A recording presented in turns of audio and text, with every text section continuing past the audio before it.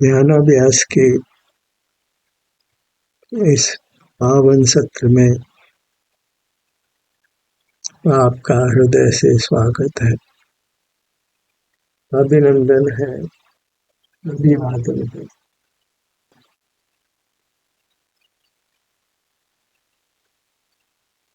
ध्यानाभ्यास के लिए कृपया अपने नेत्रों को बंद कर लीजिए। बाह्य प्रवृत्तियों को विराम दीजिए। बाह्य प्रवृत्तियों को रोककर ही हम अपने से युक्त हो सकते हैं, अपने सुख को भोग सकते हैं।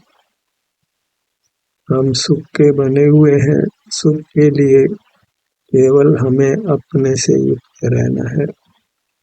अपने का तात्पर्य अपने आभ्यंतर अमूर्त शरीर से है।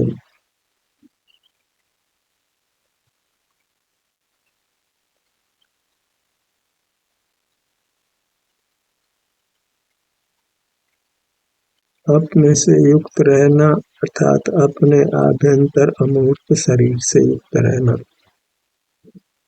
जो आभ्यंतर अमूर्त शरीर है वही आप है, वही अपना स्वरूप है।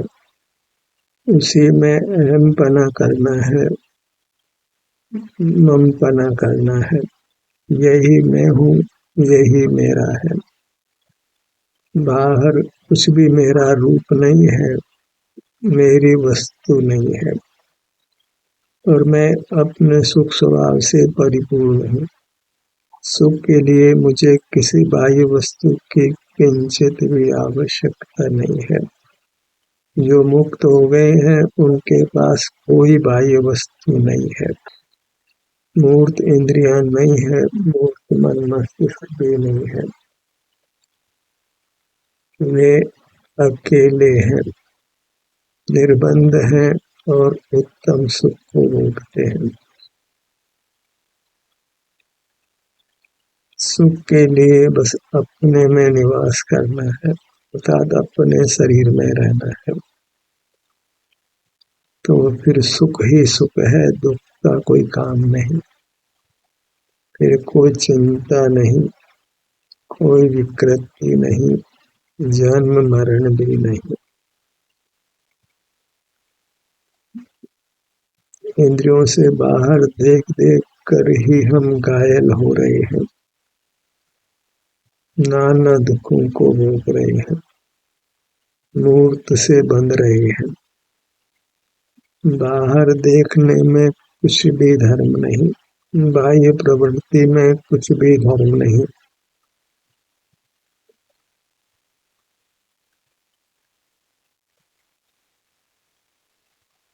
मोक्ष मार्ग बाह्य प्रवृत्ति रूप नहीं है, केवल अपने अनुभव रूप है, अपने आभ्यंतर शरीर के सुख दुख के संवेदन रूप है।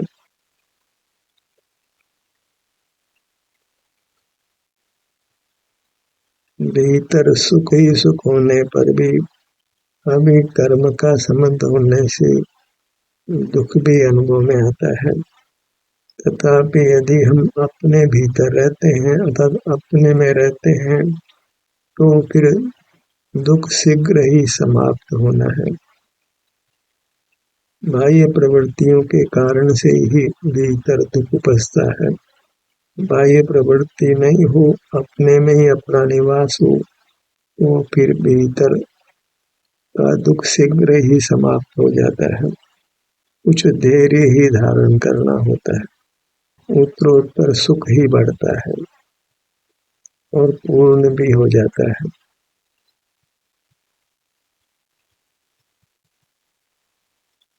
सुखी होने का विधान इतना ही है कि हम अपने स्वरूप का अनुभव करें। अपना आभ्यंतर अमूर्त शरीर ही हमारा स्वरूप है और सुख स्वभावी होने से उसका अनुभव होता है। बाहर में जो मूर्त पदार्थ हैं वे ज्ञान के विषय भले ही बने, उनका अनुभव नहीं होता है। अनुभव सुख दुख का है और मूर्त पदार्थों में सुख दुख नहीं है। अपने में दुख है तो सुख भी अपने में है।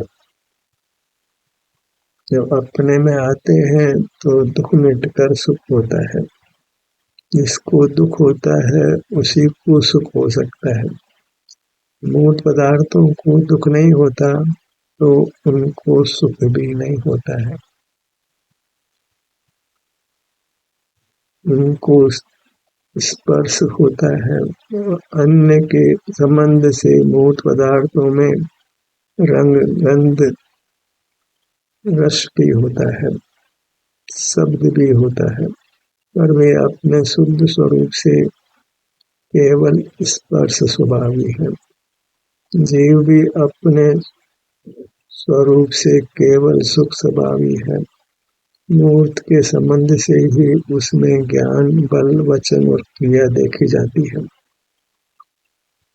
अन्यथा उसको केवल सुख का अनुभव होता है। मूर्त के संबंध से होने वाली सर्व प्रवृत्तियां पराधीन होने से उनको विराम देना है। हम जब अपने ही सुख स्वभाव को भोगते हैं अपने में रहकर, तो फिर कोई वैभाविक प्रवृत्तियां नहीं होती हैं। जहाँ वैभाविक प्रवृत्तियां हैं वही दुख है। हमें वैभाविक प्रवृत्तियों को ही समाप्त करना है जो बहिर्मुख होने से होती है। बाह्य प्रवृत्तियों को ही दृढ़ता पूर्वक रोकना है। लोक के जीवों का अनुसरण नहीं करना है, हमें अपना ही अनुसरण करना है। अतः अपनी मूर्त के साथ ही जीना है, फिर कोई दुख नहीं है। क्योंकि अपनी मूर्त परमात्मा स्वरूप है। आप ही अंतरंग में अपने सही रूप से परमात्मा है। किसी भिन्न परमात्मा की आराधना से सुख की उपलब्धि नहीं। भिन्न परमात्मा अपने सुख का ही अनुभव करते हैं, अन्य कुछ भी चेष्टा नहीं करते हैं। हमको भी केवल अपने सुख का ही अनुभव करना है, अन्य कुछ चेष्टा नहीं करनी है। तब ही हम भी भगवान हो सकते हैं। शरीर का ऐसा संवेदन करते रहिए। मोक्ष मार्ग को शब्दों से कहना कठिन है, केवल हम इशारा भर कर सकते हैं।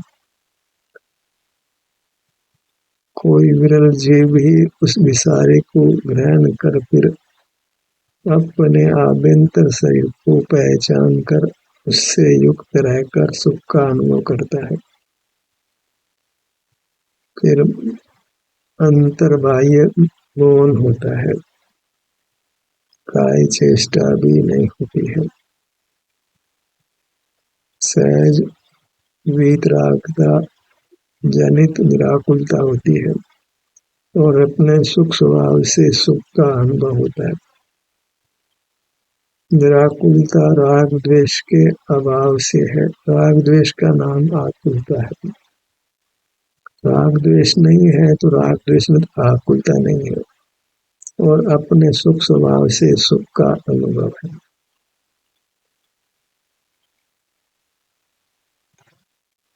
अपने स्वरूप को पहचानिए।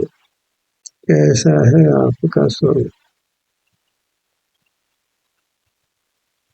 ये इंद्रिय गोचर नहीं होने पर भी मनुष्याकार रूप से हमको अनुभव में आता है। अमूर्त होने पर भी संवेदन गोचर होता है। जब बाह्य दृष्टि नहीं करते तो अंतर्दृष्टि होती है, हमें शरीर का विस्तार भाषित होता है।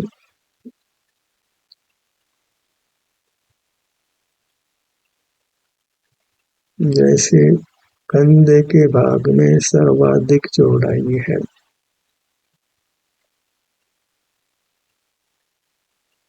सिर के भाग में सिर का अनुभव होता है, पैरों के भाग में पैरों का अनुभव होता है, हाथों के भाग में हाथों का अनुभव होता है। सर्व अंग उपांग अपने यथास्थान पर हमको अनुभव में आते हैं, अमूर्त होने पर भी, क्योंकि उनमें सुख का परिणाम पाया जाता है और वह सुख का परिणाम हमको प्रत्यक्ष अनुभव में आता है जब बाह्य प्रवृत्तियों को हम रोक देते हैं, बाहर का जानना देखना रोक देते हैं। अनुभव का बाधक कारण केवल बाहर का जानना देखना बंद करना। जितना बाहर देखते हैं उतना भीतर दुख होता है। भीतर दुख नहीं चाहिए तो बाहर देखना बंद करना है, और ये संभव भी है।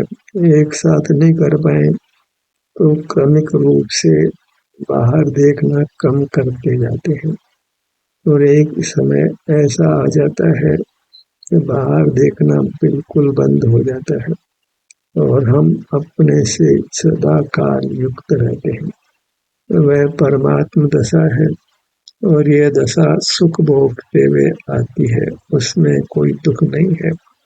मोक्ष मार्ग में उत्तरोत्तर बढ़ता हुआ सुख है, भले इसको तप संज्ञा है।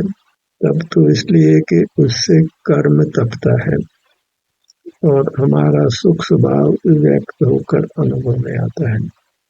कर्म तप कर भिन्न होता है, तो यह तो एक कथन मात्र है। केवल कर्म का विपाक ऊपर कर्म निर्जरित होता है, इसलिए उसको तप संज्ञा मिलती है। ऐसे धातुओं को तपाते हैं, उसी हेतु से यहाँ भी तप संज्ञा दी गई है। वास्तव में यहाँ कोई तपाना नहीं है।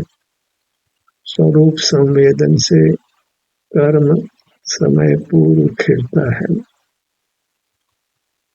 तो उसको तप संज्ञा मिल जाती है। अपने मुखमंडल पर आइए।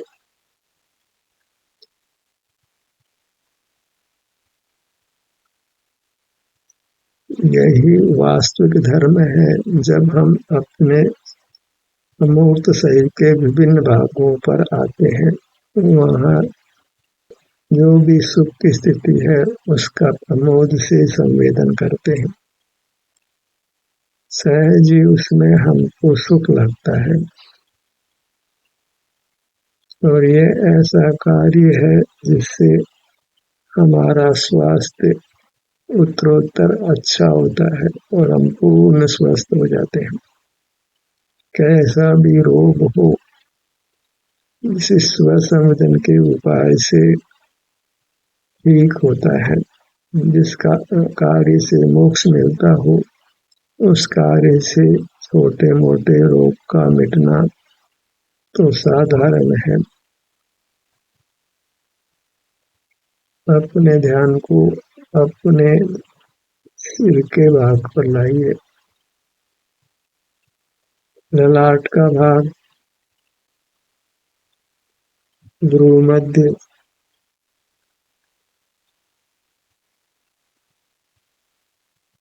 यहाँ निर्देश देते हैं दूसरे को या अपने को, तो हम अपने अंगों का नाम मन में लेते हैं।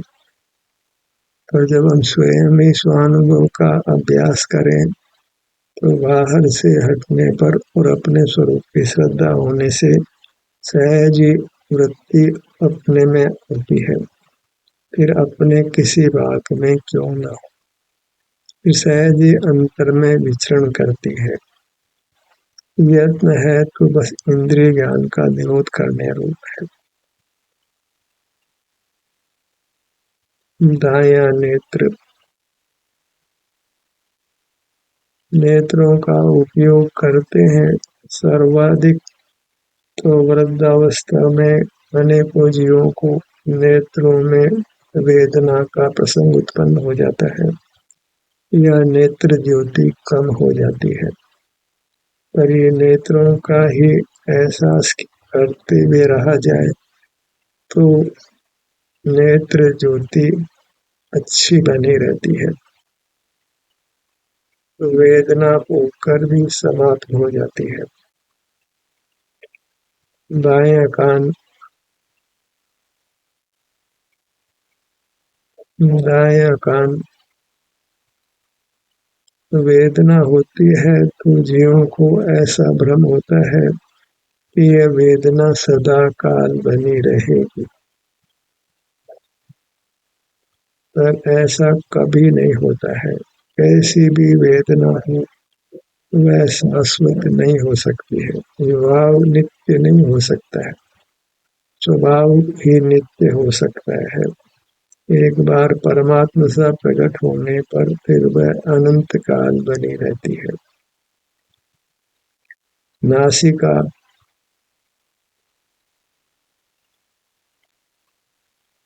जब हम अपना संवेदन करते हैं तो उसके फल में परमात्म दशा मिलती है, शाश्वत सुख मिलता है, अनुपम और उत्तम। तो ये कार्य कितना महत्वपूर्ण है, इस कार्य की कितनी महिमा है, इसको हम शब्दों से नहीं कह सकते। स्व संवेदन एक पूज्य परिणाम है, क्योंकि इससे पूज्य पद मिलता है।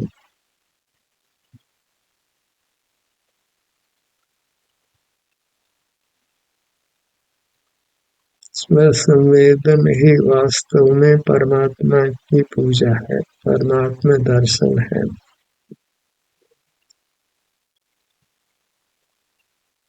और इसका फल तत्काल भी मिलता है और आगामी अनंत सुख रूप भविष्य के रूप में मिलता है। नोटों के भाग पर आइए।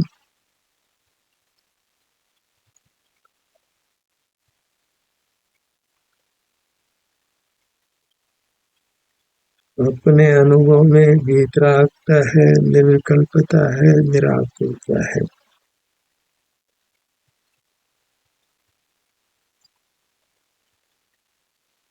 इस संवेदन का अभ्यास हमने पूर्व में किया होता तो आज अवश्य ही मुक्त होते। आज मुक्त नहीं है, इससे यह फलित होता है कि पूर्व में हमने स्व संवेदन का अभ्यास नहीं किया है। बाहर में अनेक प्रकार की प्रवृत्तियां की है, भीतर में स्व संवेदन का अभ्यास नहीं किया। अब बाह्य प्रवृत्तियों को रोककर स्व संवेदन का अभ्यास कर हमने संसार परिभ्रमण को समाप्त कर देना है। मुख के भीतर जिह्वा भाग,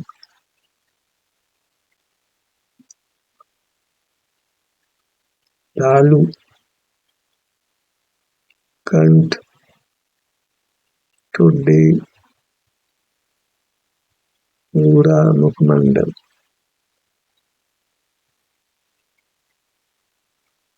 स्वानुभव में सुनना बाधक ही होता है, तथापि कमजोर वृत्ति में हम इसका आश्रय भी करते हैं।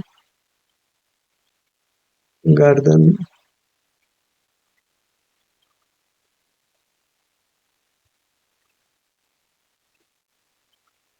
धर्म के रूप में हमने स्व संवेदन को ही ग्रहण करना है।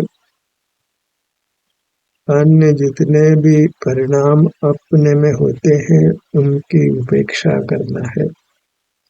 अन्य जीवों को जो स्व संवेदन की रुचि है उसकी ही महिमा ग्रहण करना है, उनके अवगुणों को नहीं देखना है, क्योंकि संसार में कोई जीव पूर्ण नहीं है। सामने कोई भी जीव यदि स्व संवेदन का अभ्यास करता है तो हमारे लिए तो वह मोक्ष मार्ग का प्रणेता ही है, साक्षात परमात्मा जैसा ही है। उसके दोषों को नहीं देखना है, क्योंकि अभी अपूर्ण दशा है तो दोष भी हैं पर उन सब का क्रम से अवश्य ही अभाव हो जाना है। सीने के भाग पर आइए।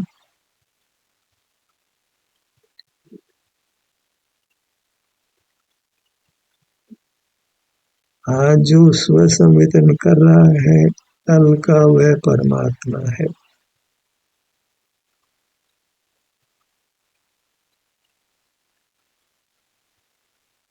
आज जो बालक है, बालिका है, वह कल का पुरुष, कल की स्त्री है।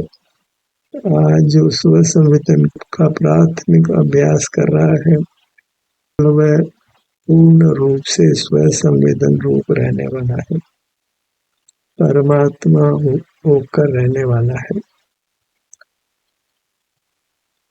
सीने का मध्य भाग,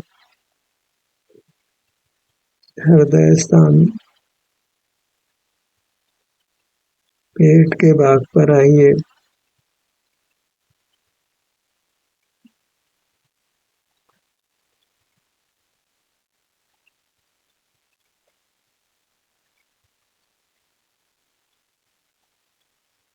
धर्म में आप ही संवेदन गोचर होता है, बाह्य पदार्थ जानने में नहीं आते, इंद्रिय ज्ञान नहीं होता है। जहाँ इंद्रिय ज्ञान है, उस क्षण धर्म बिल्कुल भी नहीं है। इंद्रिय ज्ञान अधर्म रूप है।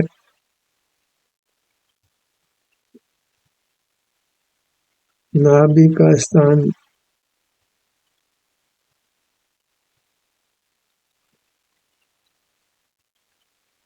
पूरा आगे का धड़ भाग,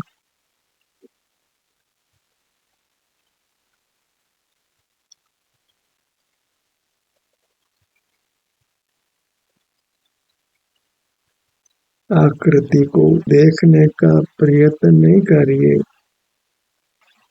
केवल अपने समक्ष होकर हमने शांति को भोगना है।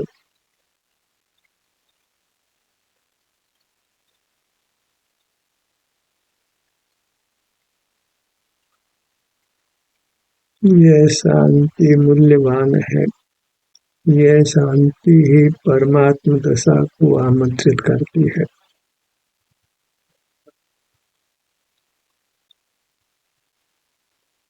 संपूर्ण पीठ का भाग, दायां कंधा, दायां कंधा,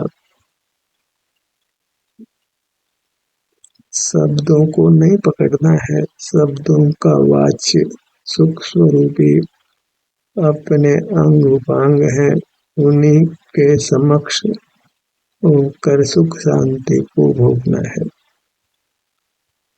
दाहिनी भुजा, दाहिने हथेली,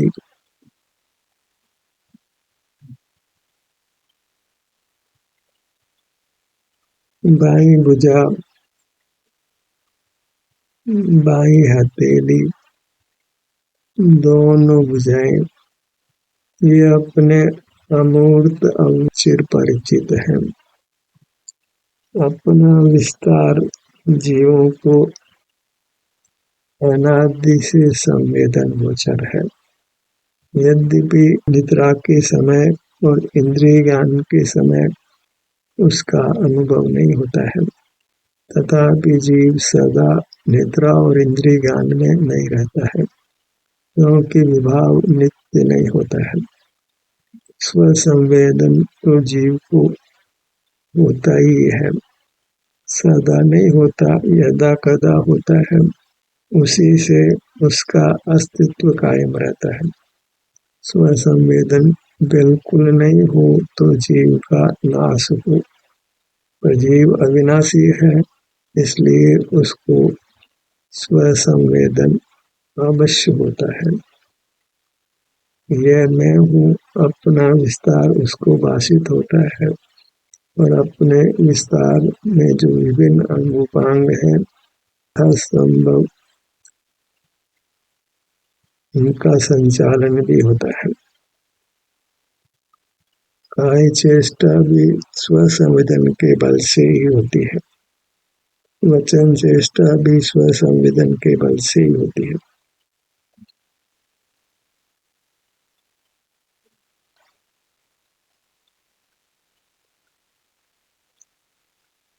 दाहिने पैर पर आइए।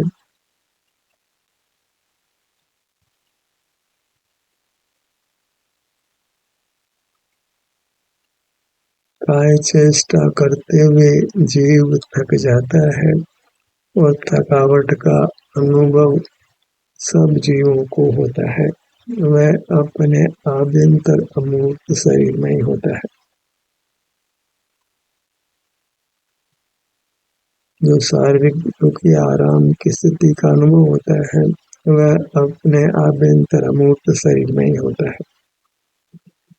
एक इंद्रिय ज्ञान ही ऐसा परिणाम है जो जीवों को स्वयं स्वयं का अनुभव होने पर भी मोक्ष नहीं होने देता है, उसको परमात्म दशा नहीं होने देता है, उसको नाना दुखों से युक्त रखता है। जो कोई जीव इंद्रिय जय कर लेते हैं, बाहर का देखना जानना बंद कर देते हैं, तो स्वसंवेदन रूप होकर वे परमात्म दशा को नियम से पा लेते हैं। दाहिने पैर की पगतली, पांचों उंगलियां, एड़ी, रखना,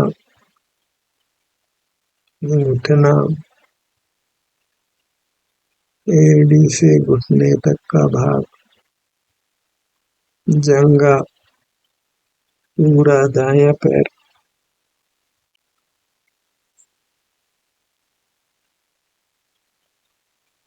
माता पिता सर्वप्रथम अपने बच्चों को अपने अंग उपांगों से ही परिचित कराते हैं, क्योंकि इसके बिना जीवन का प्रारंभ ही नहीं होता है।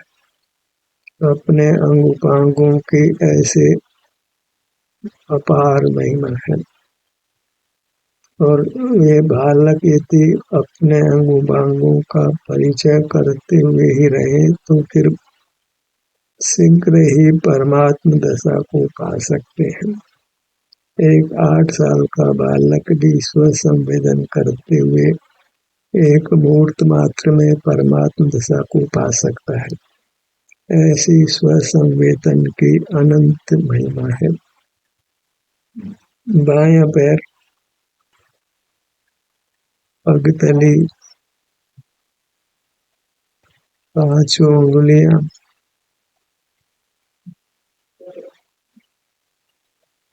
एड़ी, रखना, घुटना, जंगा, शरीर की उपेक्षा करने से ही हम नाना दुख भोग रहे हैं। शरीर की उपेक्षा नहीं करना है, इसको अनंत आदर देना है, क्योंकि यही जीवंत परमात्मा है। बाहर की प्रतिमा जो मूर्त है उसको देख देख कर हमने अपनी मूर्त को जो अमूर्त है बुला दिया है। पर की महिमा में रहकर अपनी महिमा को खो दिया है। पर पूजा में अपने स्वाभिमान को खो दिया है, अपने सुख को ही खो दिया है। बाह्य प्रवृत्तियों को रोककर हमको अपने अनुभव रूप रहकर परमात्मा हो जाना है। ध्यान का सत्र यही समाप्त होता है। आपकी सहभागिता के लिए धन्यवाद।